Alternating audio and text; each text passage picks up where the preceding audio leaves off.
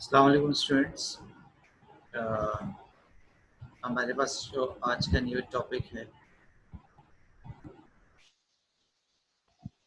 That is discharge of contract.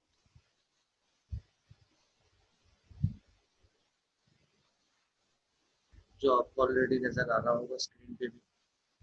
ठीक है, मैं आपके साथ थोड़ी सी स्क्रीन शेयर कर देता हूँ।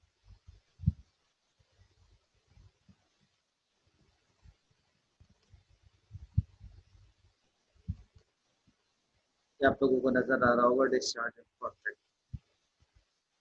स्टूडेंट्स, डिस्चार्ज ऑफ कॉन्ट्रैक्ट्स किससे कहते हैं, इसका मकसद क्या है, इसके पीछे बैकग्राउंड क्या है, उसको आज हम डिस्कस करेंगे। बेटा, डिस्चार्ज ऑफ कॉन्ट्रैक्ट का मतलब है कि जब दो पार्टीज आपस में कॉन्ट्रैक्ट करती हैं, ये दो से ज़्यादा पार्टीज आपस में कॉन्ट्रैक्ट करती हैं, तो वो अपने कॉन्ट्रैक्ट को कितने तरीकों से ख़त्म कर सकते हैं, कितने तरीकों से टर्मिनेट कर सकते हैं। उसी सिलसिले में आज का हमारा टॉपिक है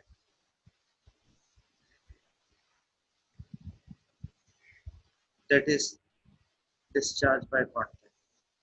दो टॉपिक आज हम डिस्कस करेंगे, फ्री कंसेंट और डिस्चार्ज। तो पहले डिस्चार्ज में हम पढ़ लेते हैं कि पार्टी जब कॉन्ट्रैक्ट आपस में करती है तो वो कितने तरीकों से खत्म कर सकते हैं। बेटा, नंबर वन है उसमें बाय परफॉर्मेंस, उसके बाद आता है bye mutual agreement, subsequently impossible, change of law, material alteration, lapse of time. Clear? ठीक है बेटा, पार्टीज जब आपस में कॉन्ट्रैक्ट करती हैं तो वो जो खत्म होता है कॉन्ट्रैक्ट उनके दरमियान में, जो सबसे ज्यादा तरीक़ाकार है कॉन्ट्रैक्ट खत्म करने का between the parties, that is called by performance. Performance का मतलब यहाँ पे ये है कि जब दो पार्टीज ने कॉन्ट्रैक्ट किया और उस कॉन्ट्रैक्ट के तहत उनके माबैन जो भी ऑब्लिगेशंस क्रिएट हुई, जिम्मेदारियां आयद हुई उन पे, और उन्होंने अपनी अपनी जिम्मेदारी पूरी कर दी। और जब उन्होंने अपनी अपनी जिम्मेदारी पूरी कर दी तो कॉन्ट्रैक्ट उनके दरमियान भी क्या हो जाएगा, खत्म। इसको हम कहते हैं डिस्चार्ज बाय परफॉर्मेंस। तो पहला तरीकाकार क्या है कि जब भी पार्टीज ने आपस में कॉन्ट्रैक्ट किया, उस कॉन्ट्रैक्ट के तहत जो भी उनके दरमियान में जिम्मेदारी आयद हो रही थी, उस कॉन्ट्रैक्ट के अंदर जितनी भी पार्टीज शामिल थी उन सब ने अपनी अपनी जिम्मेदारी पूरी कर दी। इसको हम क्या कहेंगे, डिस्चार्ज बाय परफॉर्मेंस। उसके बाद आता है बेटा bye mutual agreement. Mutual agreement का मतलब ये है कि समटाइम्स पार्टीज आपस में एग्री हो जाती हैं, और एग्री इस बात पे होती है कि जो उन्होंने कॉन्ट्रैक्ट किया है उसको वो खत्म कर। अच्छा, वो कितने तरीकों से हो सकता है? वो चार तरीकों से हो सकता है, नोवेशन, ऑल्ट्रेशन, रिसेशन, रिमेशन। ठीक है बेटा, नोवेशन, ऑल्ट्रेशन, रिसेशन और रिमेशन, ये वो चार तरीके हैं जिस पे पार्टीज एग्री हो जाती हैं म्यूचुअल अंडरस्टैंडिंग से, और अपने कॉन्ट्रैक्ट को क्या कर देती हैं, ये तो चेंज कर देती हैं, उस कॉन्ट्रैक्ट को खत्म करके नया कॉन्ट्रैक्ट फॉर्म कर देती हैं। ये जो कॉन्ट्रैक्ट हुआ था उसी को मुकम्मल तौर पर खत्म कर देती हैं। तो that is called mutual agreement. ऊपर वाली हेडिंग में जो थी बाय परफॉर्मेंस, उसमें जो पार्टीज ने कॉन्ट्रैक्ट किया दोनों अपनी अपनी जिम्मेदारी पूरी कर देती हैं। जब जिम्मेदारी पूरी होगी तो कॉन्ट्रैक्ट खत्म हो गया। जो सेकंड वाला पॉइंट है हमारे पास by mutual agreement. Mutual agreement का मतलब है कि जो कॉन्ट्रैक्ट में उनके तहत ऑब्लिगेशंस क्रिएट हुई थी वो ऑब्लिगेशंस पूरी नहीं करती अभी तक दोनों पार्टीज। या एक पार्टी ने पूरी कर दी, दूसरी ने अभी तक नहीं की। दोनों पार्टीज आपस में म्यूचुअली मिलती हैं और कहती हैं कि ठीक है यार, हम इस कॉन्ट्रैक्ट को खत्म करके एक नया कॉन्ट्रैक्ट बना लेते हैं, या इस कॉन्ट्रैक्ट को ही खत्म कर देते हैं। तो दोनों में से जो भी तरीका कार होगा उसको हम कहेंगे म्यूचुअल एग्रीमेंट। और म्यूचुअल एग्रीमेंट में चार चीजें मैंने बताई: इनोवेशन, ऑल्ट्रेशन, रिसेशन और रिमिशन। इन चार तरीकों से आप अपने कॉन्ट्रैक्ट को खत्म कर सकते हैं। सबसीक्वेंटली इम्पॉसिबल, तीसरी हेडिंग है। सबसीक्वेंटली इम्पॉसिबल का मतलब यहाँ पर ये है कि कुछ कॉन्ट्रैक्ट ऐसे थे कि जो पहले पॉसिबल थे और बाद में क्या हो गए, इम्पॉसिबल। जब पार्टीज कॉन्ट्रैक्ट करती हैं तो उस वक्त उसकी परफॉर्मेंस देना, उसको पूरा करना पॉसिबल होता है, लेकिन जब परफॉर्म करने का टाइम आता है तो बेटा वो इम्पॉसिबल हो जाता है। ठीक है जी। कैसे इम्पॉसिबल हो गया? कोई भी इंसिडेंट हो जाए, कोई भी एक्सीडेंट हो गया, इंतकाल हो गया, सब्जेक्ट मैटर तबाह हो गया, वैसी कंडीशंस में ऐसे कॉन्ट्रैक्ट क्या हो जाएंगे, इम्पॉसिबल हो जाएंगे। इसी के साथ एक और हेडिंग आपको नजर आ रही होगी, चेंज ऑफ लॉ।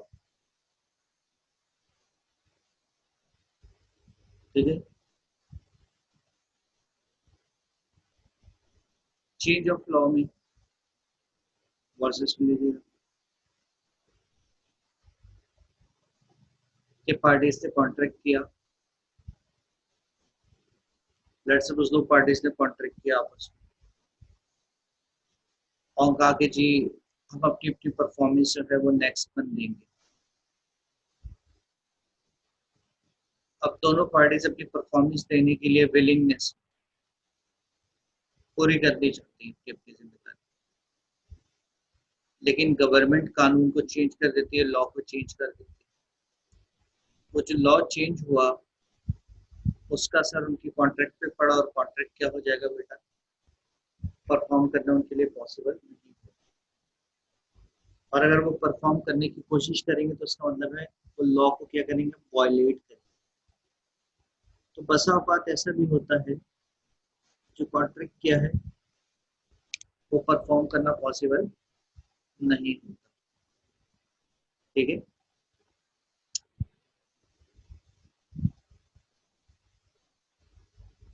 इसके बाद आ जाता है हमारे पास मटेरियल ऑल्ट्रेशन। अगर एक पार्टी ने दूसरी पार्टी के साथ कॉन्ट्रैक्ट किया और उसके बाद दोनों में से किसी पार्टी ने जो कॉन्ट्रैक्ट हुआ था, जो सब्जेक्ट मैटर था उसमें चेंजेस कर देती है दूसरी पार्टी से पूछे बगैर, ये किस्म का धोखा देती है। कानून कहता है कि जब आपने अगली पार्टी से परमिशन नहीं ली, उसकी कंसेंट कंसेंट कहते हैं रजामंदी नहीं ली, तो फिर ऐसी सिचुएशंस में कॉन्ट्रैक्ट ऑटोमेटिकली हम समझेंगे कि डिस्चार्ज हो गया, खत्म हो चुका। बिकॉज आपस की ही रजामंदी से कॉन्ट्रैक्ट मेकअप होता है पार्टीज के दरमियान में, और आपस की ही रजामंदी में से अगर उसमें से कुछ चेंजेस करनी होगा तो चेंजेस हो सकते हैं।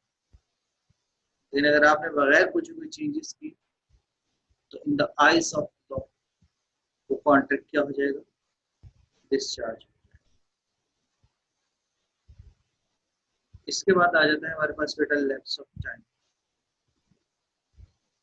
कानून कहता है कि हर चीज के लिए एक टाइम पीरियड फिक्स्ड है, कॉन्ट्रैक्ट के लिए भी एक टाइम पीरियड फिक्स्ड है। अगर सपोज करें दो पार्टीज ने कॉन्ट्रैक्ट किया, उसमें से एक पार्टी कॉन्ट्रैक्ट को ब्रेक कर देती है,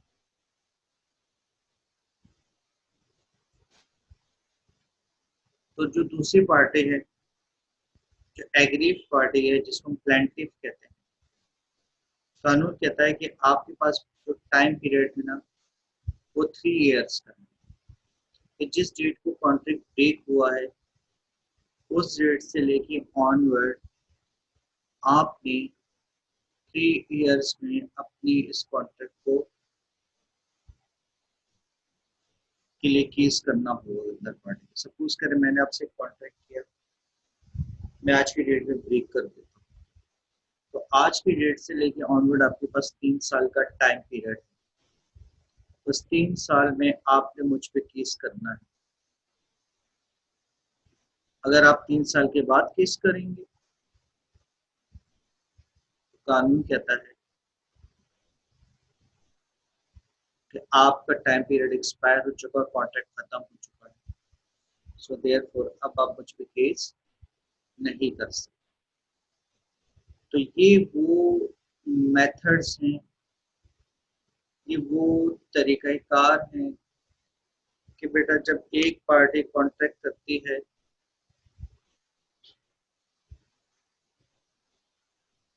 और दूसरी पार्टी कॉन्ट्रैक्ट को ब्रेक कर देती है, तो जो विक्टिम पार्टी है, मैं लैप्स ऑफ टाइम की बात कर रहा हूँ, तो वो 3 साल के अंदर केस कर सकती है। बट अगर समराइज किया जाए तो ये स्क्रीन पे हमें जितनी भी हेडिंग्स नजर आ रही है बेटा, ये सारी हेडिंग्स, ठीक है,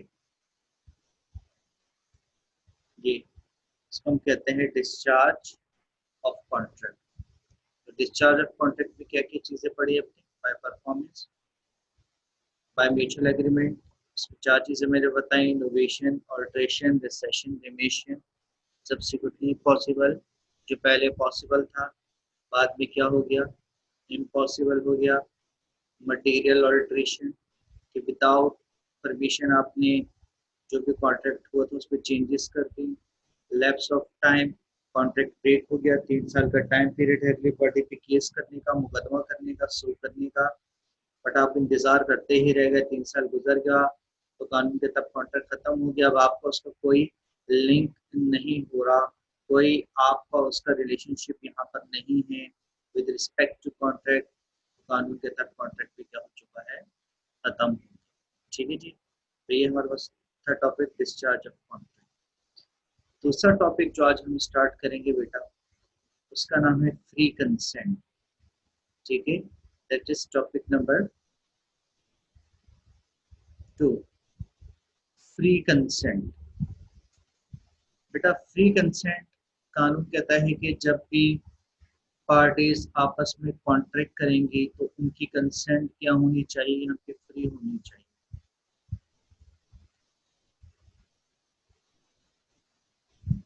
कंसेंट का मतलब होता है रजामंदी, फ्री का मतलब होता है आज़ाद रजामंदी।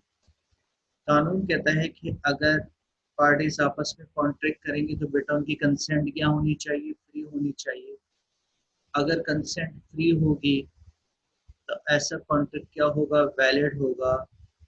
और अगर पार्टीज की कंसेंट फ्री नहीं होगी, फिर कानून कहता है कि ऐसा कॉन्ट्रैक्ट वैलिड नहीं होगा। अब सवाल यहाँ पे जो आता है कि भाई कितनी सूरतों में पार्टीज की कंसेंट जो है वो फ्री नहीं हो सकती? तो उसमें जो नंबर 1 आता है ना बेटा, उसको हम कहते हैं कॉरिजन। ठीक है, कॉरिजन। उसके बाद जो बी आता है बेटा, उसको हम कहते हैं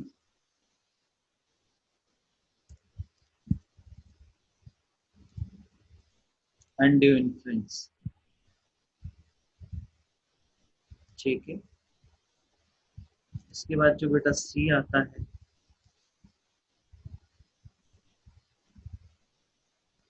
उसको हम कहते हैं फ्रॉड। और उसके बाद बेटा जो डी आता है,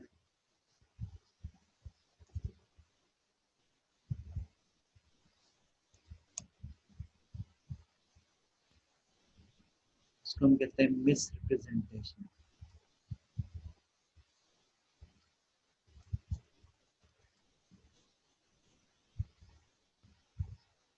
ठीक है बेटा।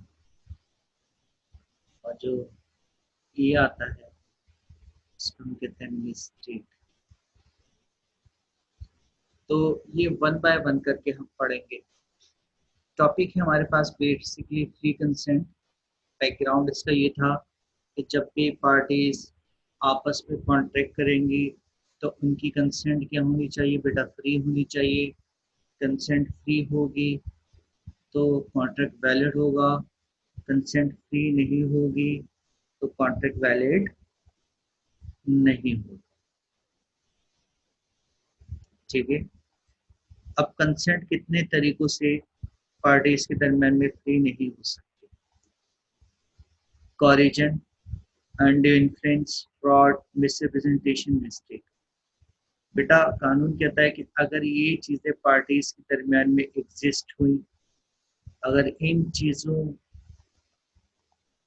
को बेस बनाते हुए कॉन्ट्रैक्ट किया गया इन चीजों को, तो कानून कहता है ये अंडर इन्फ्लुएंस, कॉरिजन, फ्रॉड, अगर ये पाई गई पार्टीज के दरमियान में तो ऐसा कॉन्ट्रैक्ट वॉइडेबल होगा, उसकी कोई कानूनी हैसियत नहीं होगी। अच्छा जी। अब कॉरिजन किसे कहते हैं बेटा? कॉरिजन का मतलब है थ्रेट। कानून कहता है कि अगर एक पार्टी ने दूसरी पार्टी से कॉन्ट्रैक्ट किया on the basis of coercion, threat के जरिए किया, उसको डराया धमकाया, ठीक है, तो कानून कहता है फिर ऐसा कॉन्ट्रैक्ट हमारी नजर में वैलिड नहीं। सपोज करें अगर एक पार्टी दूसरी पार्टी को मारती है, पीटती है और कोई कॉन्ट्रैक्ट साइन करवाया तो कानून कहता है ये भी वैलिड नहीं है। इसी तरीके से अगर उससे गन पॉइंट पे साइन करवा दिया तो कानून कहता है ये कॉन्ट्रैक्ट भी वैलिड नहीं है। इसी तरीके से अगर उसके किसी फैमिली मेंबर्स को अपने किडनैप किया तो कानून कहता है ये भी वैलिड नहीं है। या इसी तरीके से आप किसी को कहते हैं कि या तो मुझसे कॉन्ट्रैक्ट कर लो वरना अदरवाइज मैं तुम्हें शूट कर दूंगा, तो कानून कहता है ना कि वो खुद कॉन्ट्रैक्ट नहीं कर रहा, किसी और का हो रहा है, तो कानून कहता है ये भी कॉन्ट्रैक्ट वैलिड नहीं है, चाहे उस कॉन्ट्रैक्ट का हिस्सा ना भी बने।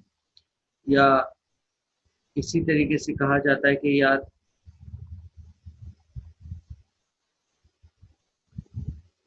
लेट्स सपोज एक शख्स अपनी मिसेस को कहता है कि ये प्रॉपर्टी तुम मेरे भाई के नाम पे ट्रांसफर कर दो, हालांकि अपने नाम पे नहीं कर रहा, वरना अदरवाइज जो है वो मैं सुसाइड कर लूंगा।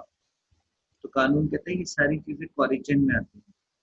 कॉरिजन का मतलब है डराना, धमकाना, थ्रेट देना, जबर करना। जो इसके लिए उर्दू में वर्ड्स है वो जबरन, जबरदस्ती करना। तो अगर ये कॉरिजन में ये सारी चीजें मैंने आपको बता दी, अगर इन ग्राउंड्स पे अगर आपने कॉन्ट्रैक्ट किया किसी दूसरी पार्टी के साथ तो कानून की नजर में ऐसा कॉन्ट्रैक्ट बेटा वैलिड नहीं होगा। इसके बाद जो दूसरी चीज आ जाती है वो आती है अनड्यू इन्फ्लुएंस। अनड्यू इन्फ्लुएंस इसके जो उर्दू में मीनिंग आता है उसका मतलब है बेजा तसल्लुत। इन्फ्लुएंस का मतलब है अनफेयर एडवांटेज लेना। अब यहाँ पे कानून कहता है कि देखो भाई कि अगर एक पार्टी डोमिनेंट प्लेस पर है, स्ट्रॉन्ग पार्टी है, और एक पार्टी लेस डोमिनेंट है यानी वीक पार्टी है, तो जो लेस डोमिनेंट है स्ट्रॉन्ग पार्टी उससे अनफेयर एडवांटेज गेन करने की कोशिश करती है। और कानून की नजर में अगर आपने किसी से अनफेयर एडवांटेज लिया तो कानून कहता है कि ऐसे कॉन्ट्रैक्ट को हम वैलिड एक्सेप्ट नहीं करेंगे, ये वॉइडेबल। मैं आपके साथ कुछ एग्जांपल शेयर कर देता हूँ। लेट्स सपोज अनडे इन्फ्लुएंस की अगर एक बात करें, एक विडो खातून है, उसकी एक बेटी है, वो अपनी बेटी की शादी करना चाह रही है, घर उसका रेंट पर है, बैंक उसको लोन नहीं देगा, और वो किसी मनी लेंडर को अप्रोच करती है और कहती है कि जी आप मुझे पैसा दे दें उधार पर। तो कानून कहता है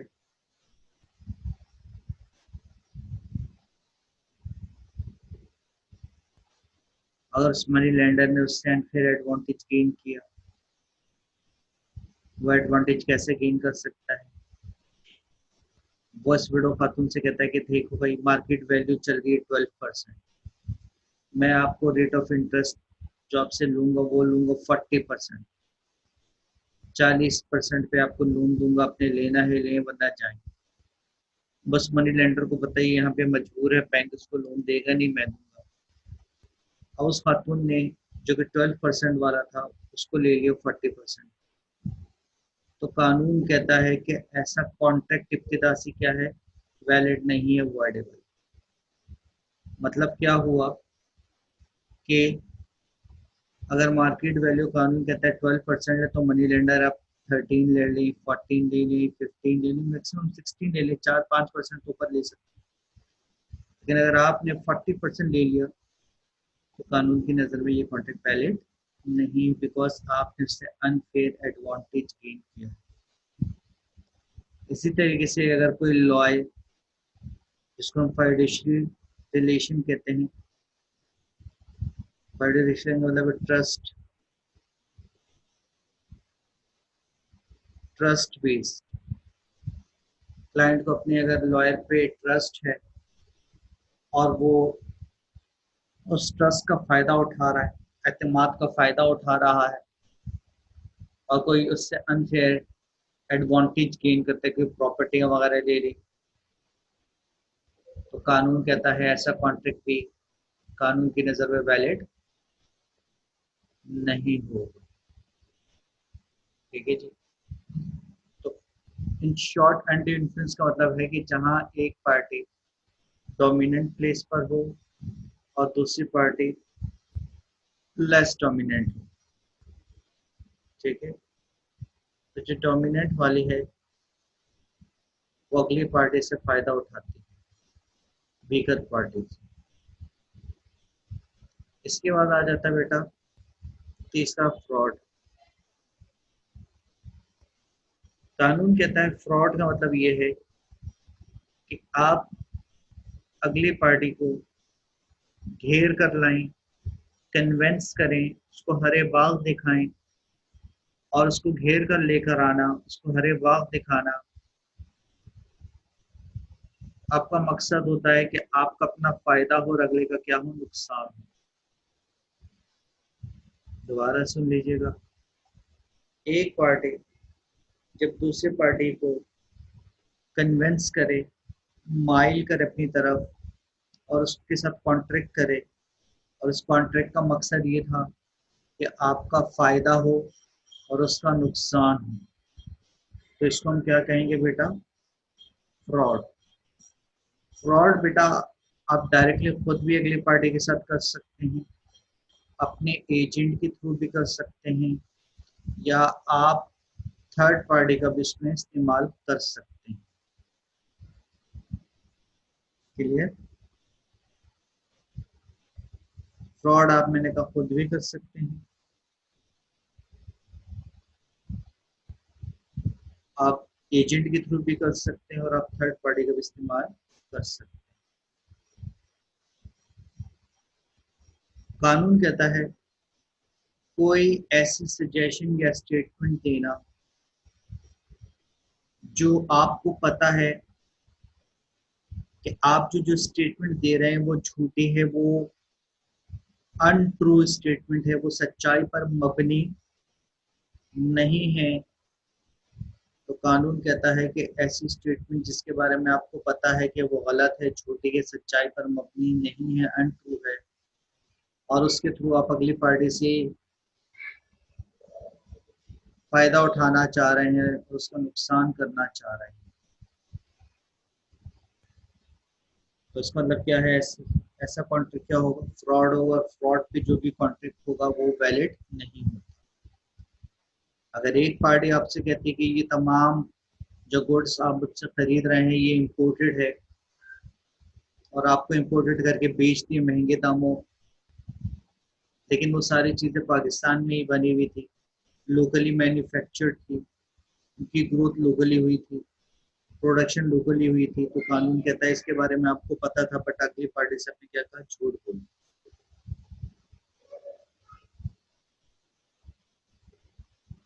इसी तरीके से कानून कहता है कोई भी ऐसी इंफॉर्मेशन जो कि देना कंपलसरी थी, नेसेसरी थी, इम्पोर्टेंट थी अगली पार्टी को, और आप उसको छुपाते हैं, अगली पार्टी को नहीं बताते, और वो इंफॉर्मेशन इतनी इम्पोर्टेंट थी कि जिससे उसके डिसीजन में फर्क पड़ सकता था। हो सकता था कि अगर वो इंफॉर्मेशन दे आप, वो आपसे कॉन्टेक्ट ही नहीं करता, बट आपने उस इंफॉर्मेशन को छुपाया, उसको उसके साथ शेयर नहीं किया, तो कानून कहता है ये भी क्या होगा? फ्रॉड होगा।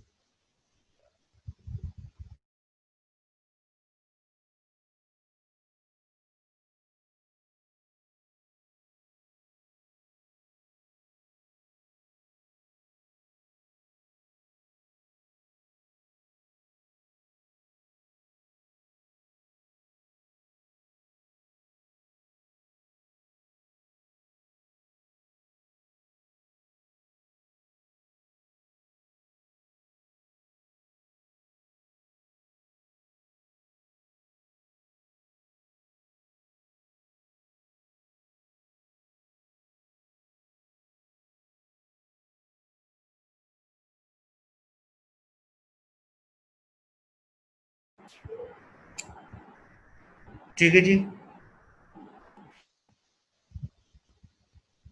सपोज करें आप किसी से बल्क क्वांटिटी में अपनी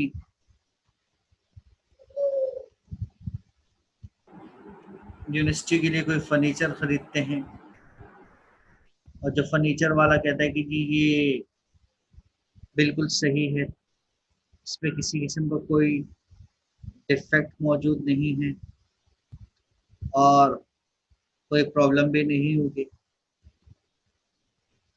मगर इन रियलिटी वो पुराना फर्नीचर था, उसको पॉलिश किया गया था, जहाँ जहाँ से दीमक ने उसको खाया हुआ था उसको वहाँ छुपा दिया था। ठीक है जी। और ऐसा लग रहा था जैसे नया फर्नीचर, तो कानून कहता है ये इम्पोर्टेंट इंफॉर्मेशन आपको देनी चाहिए थी कि पुराना फर्नीचर पॉलिश क्या हुआ है, बट आपने उसको छुपाया, तो ये भी आपने उसके साथ क्या किया बेटा? फ्रॉड। क्लियर हो गई? तो ये दो चीजें, तीन चीजें हमने पढ़ ली कि अगर पार्टीज आपस में कॉन्ट्रैक्ट करे और उनके दरमियान में ये चीजें पाई जाएंगी, तो ये कॉन्ट्रैक्ट वैलिड नहीं होगी। कौन कौन सी चीजें? फॉर एजेंट, अनडे इन्फ्लुएंस, और फ्रॉड। चौथी चीज आ जाती है बेटा मिस रिप्रेजेंटेशन। मिस रिप्रेजेंटेशन का मतलब है बेटा एक अनजस्टिफाइड स्टेटमेंट, एक ऐसी स्टेटमेंट जिसके बारे में आपको भी ना पता हो कि मैं जो बात कर रहा हूँ ये एक्चुअली गलत है, बट आप उसको सही समझ रहे हैं, और अगली पार्टी को बता रहे हैं कि यार ये चीज ऐसी हुई, तो कानून कहता है कि अगर एक अनजस्टिफाइड स्टेटमेंट दी जाए, और जिस तरीके से वो स्टेटमेंट दी जा रही हो एक्चुअली ऐसी ना हो, गलत हो, तो उसको हम कहते हैं मिस रिप्रेजेंटेशन मतलब कोई भी इंपॉर्टेंट इंफॉर्मेशन दी गई हो जो कि गलत हो, लेकिन ये जो इंफॉर्मेशन जो देने वाला है उसकी नज़र में वो सही हो, बट एक्चुअली वो क्या हो, गलत हो और उसको भी नहीं पता कि यार ये गलत है, और वो इनोसेंटली वो इंफॉर्मेशन दे रहा है। वो खुद से समझ रहा है कि सही है बट एक्चुअली वो गलत हो। या कोई भी जो इम्पोर्टेंट इंफॉर्मेशन देनी चाहिए थी वो दी ही नहीं गई हो और इनोसेंटली नहीं दी गई, जानबूझकर नहीं, इनोसेंटली।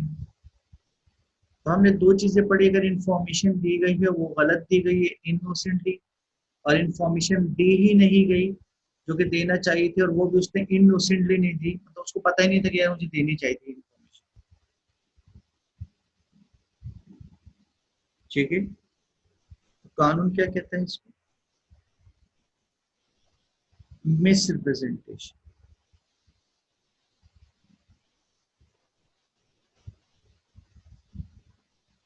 सपोज करें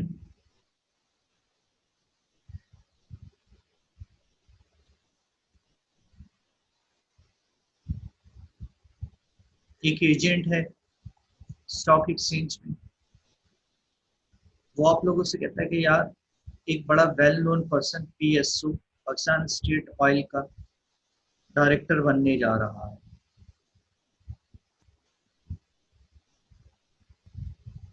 और जिससे पीएसयू से बड़ी प्रॉफिट भी जाएगी। आप लोग इन्वेस्टर्स हैं, अब वो जो स्टेटमेंट दे रहा है उसको खुद भी नहीं पता, उसने किसी और से सुना था कि जहांगीर सिद्दीकी पीएसयू का डायरेक्टर बनने जा रहा है।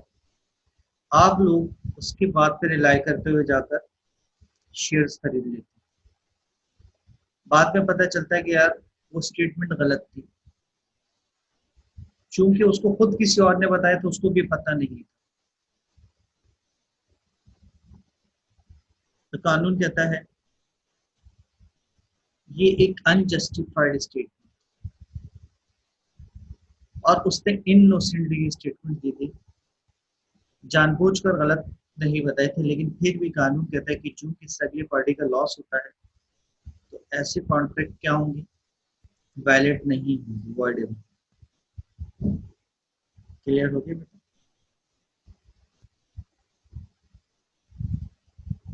इसके बाद जो नेक्स्ट है हमारे पास वो है बेटा मिस्टेक।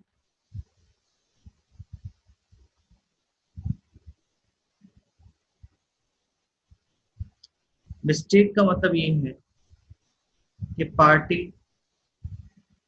या पार्टीज में जिस सब्जेक्ट मैटर से रिलेटेड कॉन्ट्रैक्ट हो रहा है उसमें एरर हो।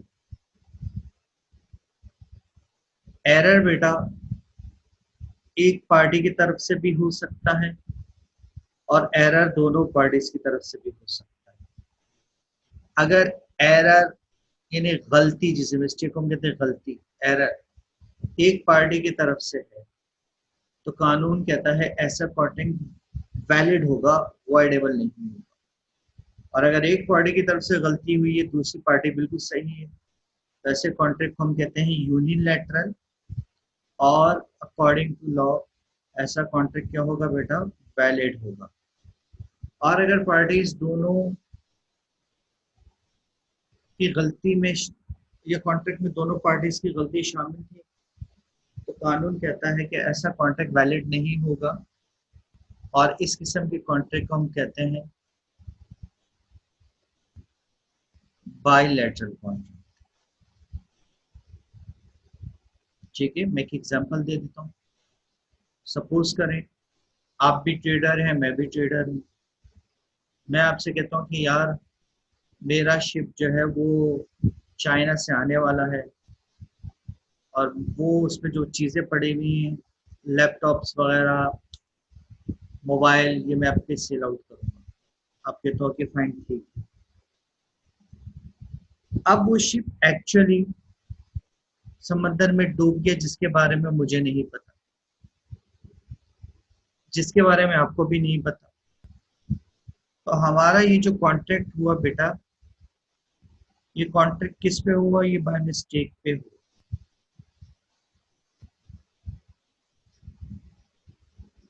समझ में आ गई?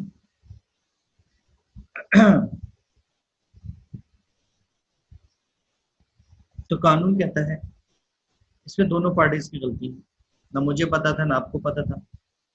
तो ऐसे कॉन्ट्रैक्ट को हम कहते हैं बेटा बायलैटरल मिस्टेक, और ये कॉन्ट्रैक्ट वैलिड नहीं होता।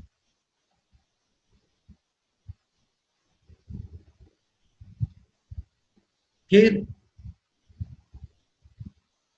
कानून यहाँ पे ये भी कह सकता है कि सपोज करें मेरे पास 3 गाड़ियां थी, 2 कोरे ऑल्टो, मैंने एक गाड़ी उसमें से बेच दी ऑल्टो, बाकी 2 कोरे रह गए। आपको भी पता था मेरे पास 3 गाड़ियां हैं। लेकिन हुआ ये कि वो जो गाड़ी मैंने बेची उसके बारे में आपको पता ही नहीं, ऑल्टो के बारे में। आप मुझे कहते हैं कि मिस्टर जिब्रान हम आपकी सारी गाड़ियां जो है वो खरीदना चाह रहे हैं, आपको पेमेंट करेंगे उसके 16 लाख रुपीज। डीलिंग हमारी हो गई 17,50,000 में। लफ्ज क्या यूज किया? सारी गाड़ियां। अब मैं समझ रहा हूँ तो 2 गाड़ियों की बात हो रही है, आपके माइंड में है 3 गाड़ियां।